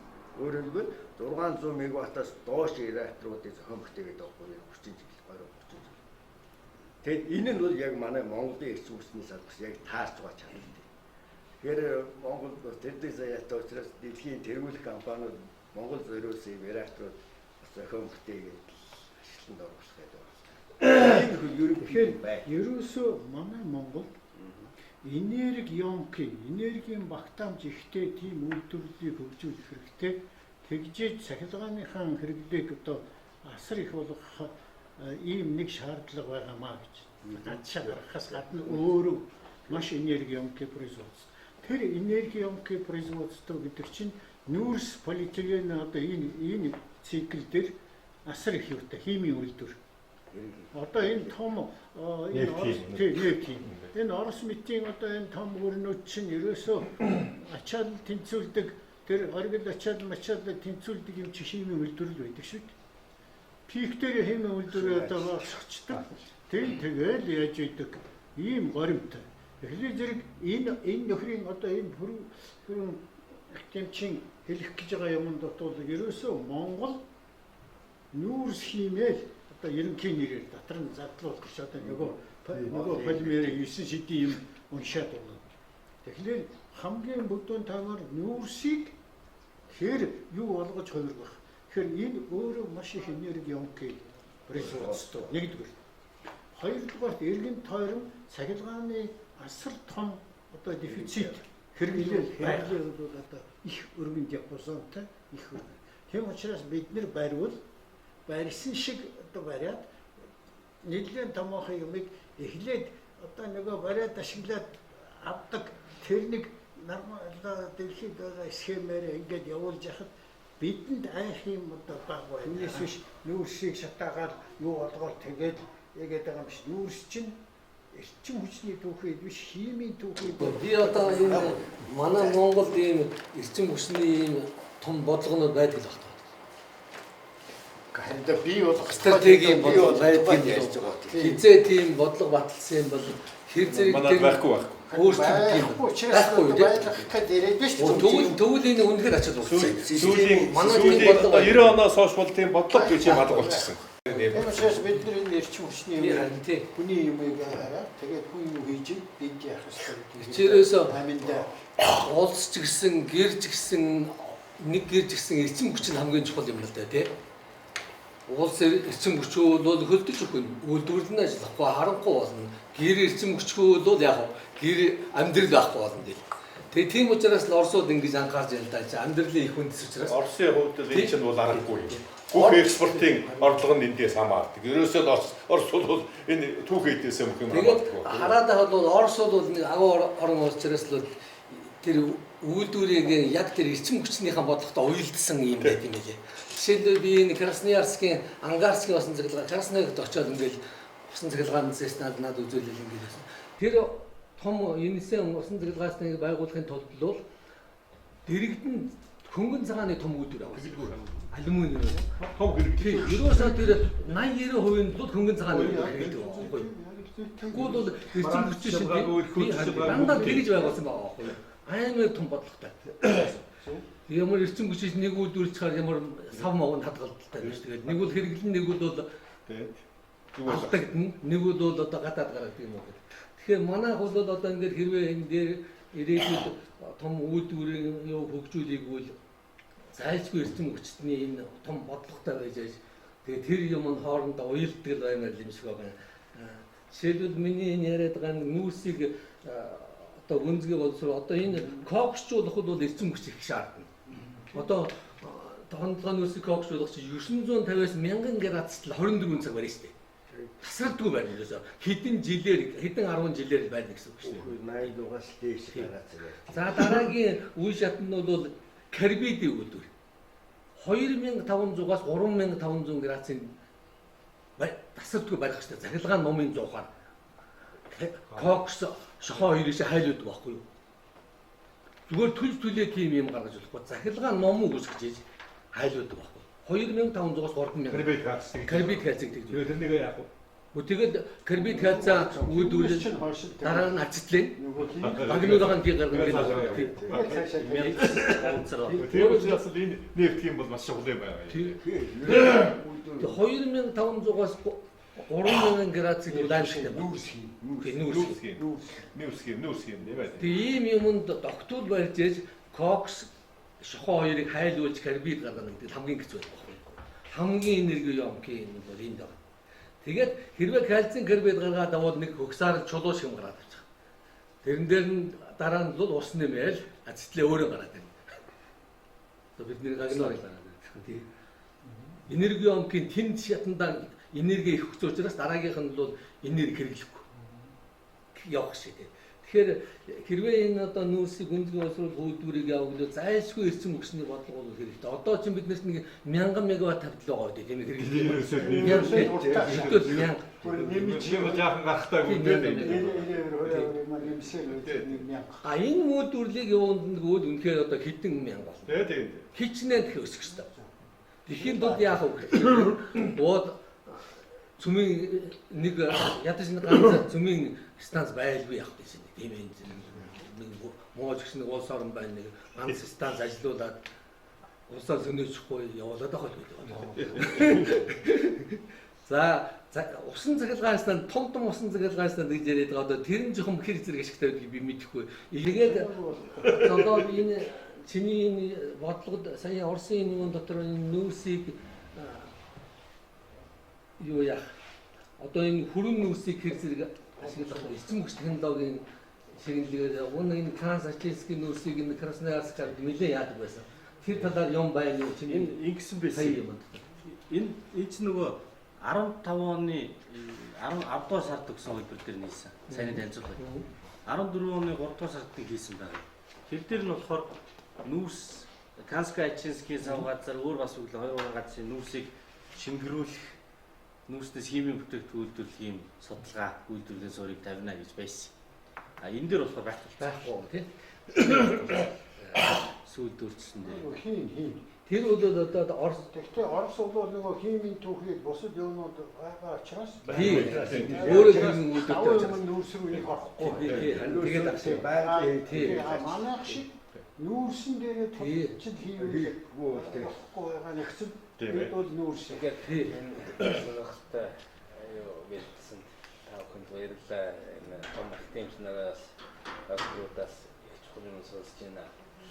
Тэгэхээр ер нь бол одоо ингээд энэ зургийг харахад ер нь Монголыг ингээд вакуумжуулаад хийчих гээд байгаа. Дунхан л байж байгаа. Тийм яг тэр ер нь бол сая Путин хэлж бол эгийн голлын тухай уучин одоо өмнөх юун дээр бол зүгээр хоёр талын харилцаагаа сануулгаагаа яваад байсан. Сая хэлснээр бүр дэлхийн нийтийн анхаарал тавиад энэ бол манай амин чухал ярих гэх шүүгээ зарлаа хийчих. Тэгэхээр энэ бол Цэнгэл усны нөөцийн 20% яах чарга байна. Энэ Орос, Хятад, Монгол гурван улсын хоорондын хамзын эмзэг асуудал бол энэ төрш эрчим хүчний хараат байдлын асуудал. Ийм асуудлыг ер нь Оросд бол нэг номер тавьдсан байна гэдэг ойлголт надад төрөөд байна. Тэгэхээр энэ яаж ийгээд Монголыг бол энэ төрш эрчим хүчний хараат байдлаас нь гаргахгүй байхад ийм бодлогыг бол Оросд нэгдүгээр тавих юм аа. Тийм учраас тэр байгаль бохирдох гээд байгаа юм биш. Ер нь бол Монгол бол өөрийн нэттэй, нүүрстэй цахилгаан станц барьж байгаа. Ийм ч бас Монголд бол одоо тэр эрчим хүчний аюулгүй байдал эднийг бол маш хурдхан гарчих гээд зовоогоод байгаа байхгүй юу. Тийм учраас нефть уусруулах үйлдвэрийг дарханд байгуулаач гэдэг Японууд баахан лобби хийсэн. Тэгээ манайх нефтийг хангах чанаа гэдэг.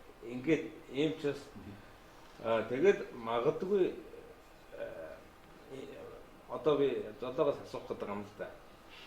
Улаан тэр хавийн нефт дамжуулах хоолой нэг хэсэг орсон гэж яриад байна. Тэрийг салаалаад Улаанбаатар түргэнэ гэдэг дандаа мухар тийм бодлого явах гээд байна гэсэн. Ер нь яг биднэрт бол юугээр тэр илгээстийн одоо тэр товаагийн орд байна.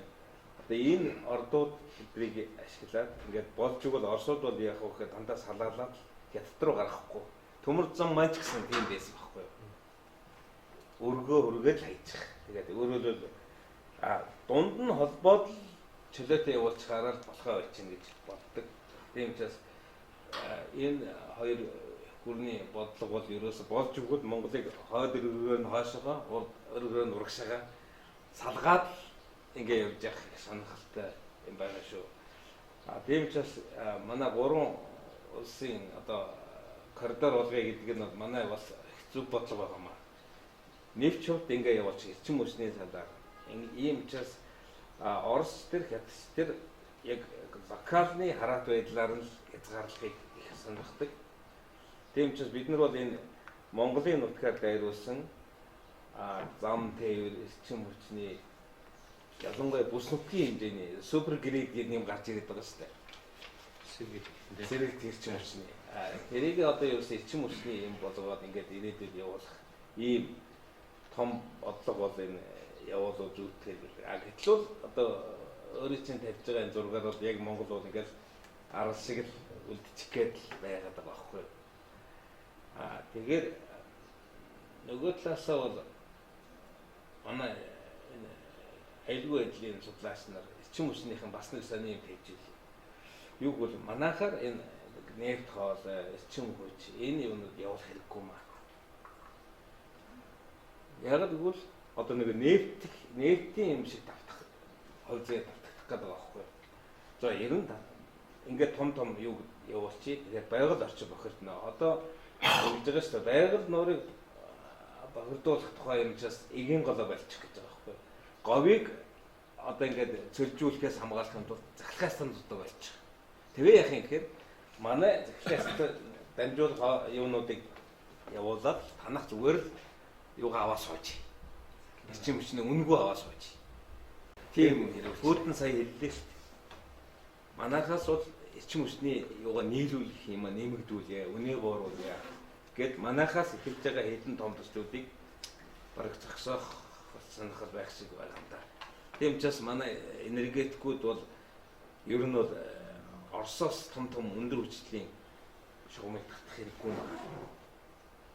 Тэгээд дээрээс нь энэ нефт, газын хоолойнуудыг дагаад маш том геополитик сонирхол орж ирнэ. Тэрийг дагаад аюулгүй байдлын гэрээ фактууд тэгээд баг шаардлагатай зэрэг зэвсгийн одоо энэ чинь нэг жах хорлон шүтэх юм болох хамгаална гэдэг.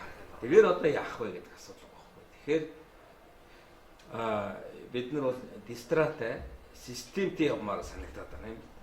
Хэд хэдэн том 5 толгой дээр, шиваава дээр, эгийн гол дээр хэдийн юм дээр төвлөрүүлээд яг таны тэгээд тэндээ нэг ганц хоёр химийн үйлдвэрүүд, металлурги үйлдвэрүүд байгуулаад явдаг. Тэгэхгүй болохоор манайх шиг хушуудаг одоо баг 10-20 том эрчим хүчний төслүүд гаргацсан.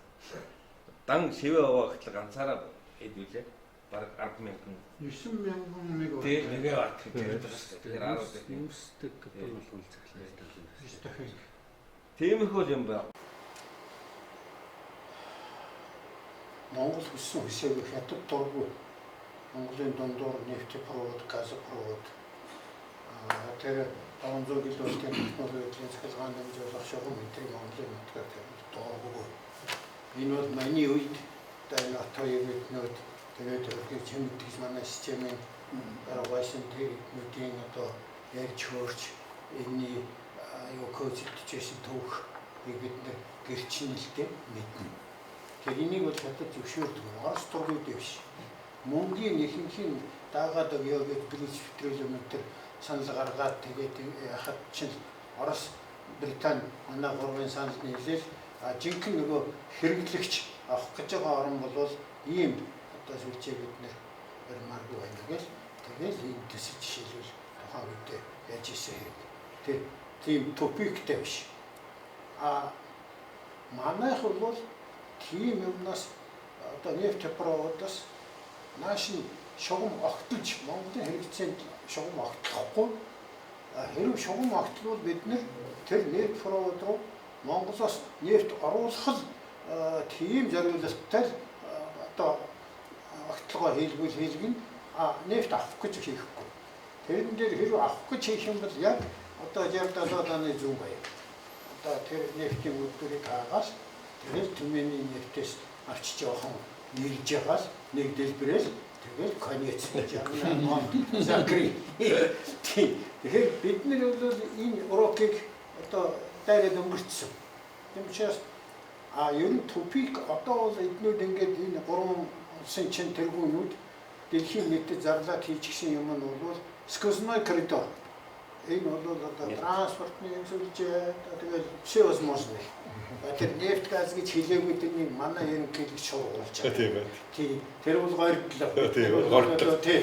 Тулч тэгж шуургуулсаар ирсэн үгүй гэдэг үг сонсоогүй хийж үзээгүй. Тийм. Ийм түүхтэй. Яг хийх юм бол тийм үг. Тэр яах нэлээд хугацаанд давтаг өгөх байх. Тэгтээ бид нар бол Монголын энэ хумгар зах зээл дээр биш дэлхийн бүсийн зүүн хойд Азийн бүс нутаг бол тэр чигтээ эрчим хүчний одоо галууданд байдаг шахуу бүс. Тэгэхээр тэрнийг оруулах гэхлээр одоо энэ хоёрын асуудал тэгээд Солонгосын хогийн асуудал тавьдаг нэг ийм юм одоохондоо байгаад байх шиг байгаа юм. Тийм учраас хэдүүлээ бол ер нь тэр манай дондор юм гаргаад юу хүү гэдгийг нэгэн бодолтой хэлэхгүй бол энэ бол бидэнд тэр транзит тэр байгалийн юм чинь бол зохицуулж юу яаж болно гарам марам болох юу муу тэр бичээр хөдөлгөөн байдаг миграц болдог тэр бүс нутаг энтрийг бол ямар ч амтэн хүнд саад болохгүй тийм инженерийн шийдлүүдийг бол гаргаж болно. Тийм болохоор энэ дээр бол одоо энэ аль болохоор олон улсын сүлжээнд Монгол одоо нэгдсэн байх асуудал бол олон талын тэр аюулгүй тэр эдийн засаг тэр интеграц энэ бүх юмд бол энэ хэрэгтэй.